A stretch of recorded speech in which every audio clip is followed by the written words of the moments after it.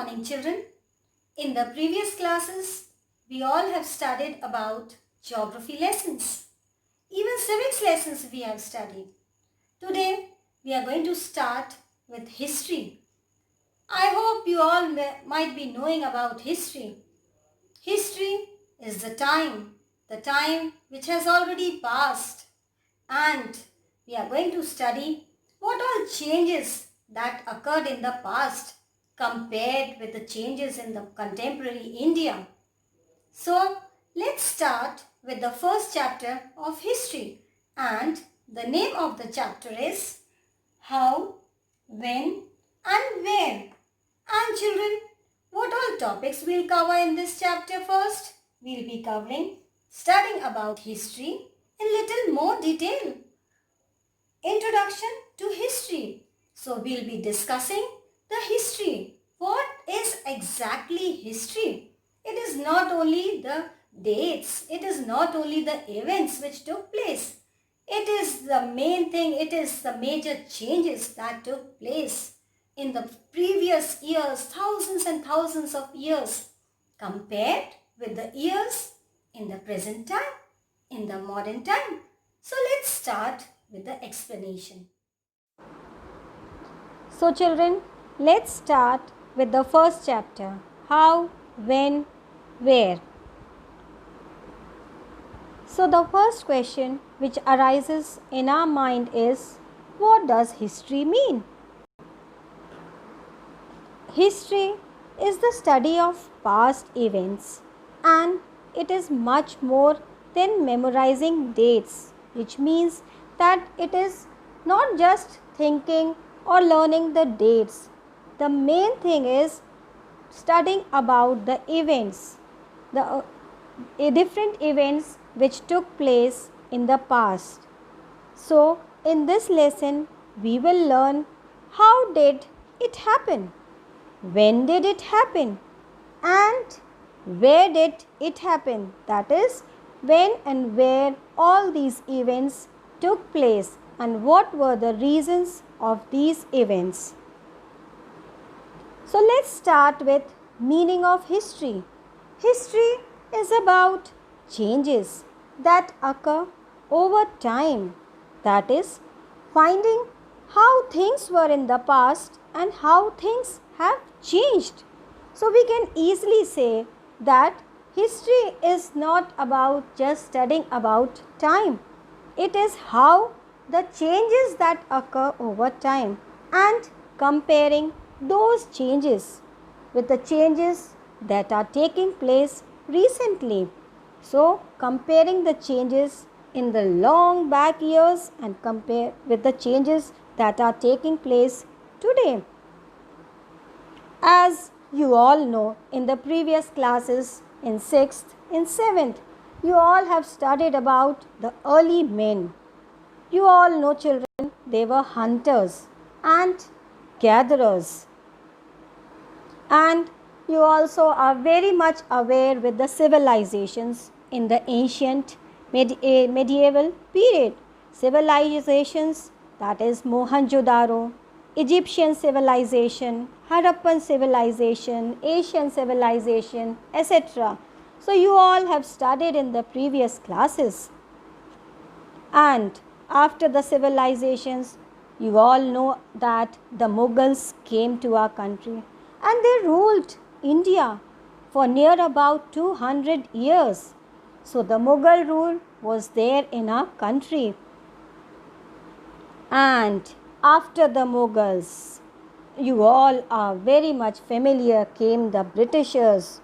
They too ruled our country for years, and you all are familiar with the torture they did with the Indians. The people who were innocent, how they suppressed the Indians, the Indian society, and how they ruled all over our country. So children, now we shall memorize few dates in history, changes with respect to time, written with respect to rulers' perspective, and Britishers who wrote history, wrote with respect to time to governor generals. So, children, the history which was written by the Britishers, it wasn't written about the Indians. Do you know for whom and by whom they were written? It was written by the Britishers and written only about the rulers, that is, the British rulers, the governor generals, and everything which happened at the time of Britishers. That all was written in history. And James S. Mill. I hope, children, you might have heard his name before in the previous classes. He was a Scottish historian. And you know how he divided history? He divided history on the basis of religion: Hindu, Muslim, British. And he also divided the society on the basis of religion. But as the time passed, the Indians, the historians, they again made the division of history. History on the basis of ancient, medieval, modern, just to find out the changes that occurred in the past and the changes that took place in the contemporary India. And after him, as I have told you, he divided the society on the basis of religion. First, he told about the Hindus, and then he praised the Muslim rulers, the Muslim leaders. And then came the Britishers. They marched towards the India and they settled in India. And you all know, children, that how they governed our people, our Indians, and they suppressed them, they tortured them, and they took control of whole of Indian society. And what is this? This is the map of Asia. And Mill further continued. He divided Asian societies and he said that the ancient societies were of very lower level. They were not developed. And then the Britishers, they got an opportunity. What opportunity? They were very much aware that the ancient societies, they were of very lower level, and it was very easy for them to get control over the society. So how they took control over the society? First, they studied the caste system in India, and they divided, especially the Mill, as I have told you, he divided history on the basis of religion. And then when the Britishers, they came to India, they divided the society into four, and they placed Brahmins on top. Brahmins included the priests, then Kshatriyas included warriors, then came the Vaishyas, who were the merchants and the landowners.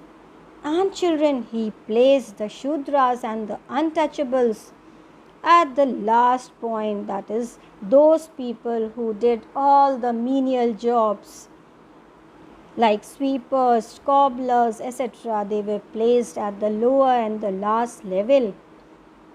And what do you know here? You can easily understand that he is the priest and he considered himself as the supreme power on the top rank.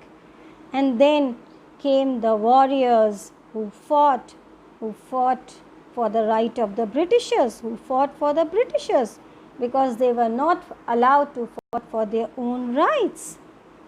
And here these are the Vaishyas, that is the merchants and the traders who did all the business work for them only. And the last came the lower class. They were also known as the Dalits, and they were all stigma attached, that is, they were given all the work to do, all the menial work, who the other three caste people, they were not allowed to do. They were made to pick filth and collect all the extreats and all the work who were under the considered as a menial jobs. They were allowed to do only that. And they lived in shanty areas. Shanty means the slum areas. As you can see, this poor child, he built his own shelter with the help of the clothes, all rugs, the shabby clothes. And she is living in a little hut, a shanty area made of clothes. And they had to follow same profession by hereditary, which means that whatever profession was followed by their parents, by their grandparents, and they were hereditary, they have to follow, they have to stick to the same stigma, and they were not supposed to change their profession. And children, this 2 slides, they were time of the blacks and mill as well as the Britishers. They came to know that Africans, they were suppressed by the whites. And then a great plan came into their mind. They also thought that why can't we suppress the people in the ancient society? As you all are very much familiar that India is considered the subcontinent. So they also planned and thought of suppressing the Indian society, the Indian people. And they started practicing and preaching several superstitions, several social evils all around the Indian society. You all are very much familiar with the sati practice. As the husband dies, the poor wife, she has to burn herself in the fire, in the same fire where her husband is being burned. And these were the superstitions. They were believed. The Britishers preached that what is the use of the wife once the husband is dead? So she too has to burn herself in the same fire. And according to him, according to Mill, British rule could civilize India. And he thought that as the Asian society, the Indian subcontinent is not too much educated, so they could easily rule and they could also civilize India. In this idea of history, British rule represented all the forces of progress and civilization. And then finally, historians, they divided Indian history into ancient, medieval and modern or the contemporary India. And children, they thought that whatever the superstitious they were practiced, that are deeply entrenched in our society, can be spread wide and wide. But the Indians thought, like especially Raja Ram Mohan Rai, as you all are very much familiar, that he eradicated this sati pratha from our Indian contemporary society. And he wanted to build society based on brotherhood and fraternity. So that is all for today. Let's continue with the rest of the topics in our next class. Till then, thank you children for listening and understanding. And you try to read the chapter further, and we shall be discussing more topics in the next class. Thank you. Have a good day.